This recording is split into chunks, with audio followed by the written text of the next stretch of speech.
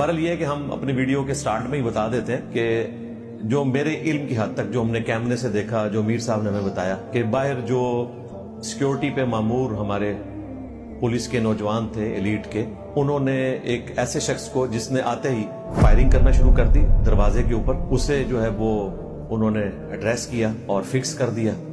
باقی تفصیلات انشاءاللہ تعالی آپ کو سوشل میڈیا کے ذریعے اور خصوصاً مین میڈیا چینل کے ذریعے پتہ چل جائے گا۔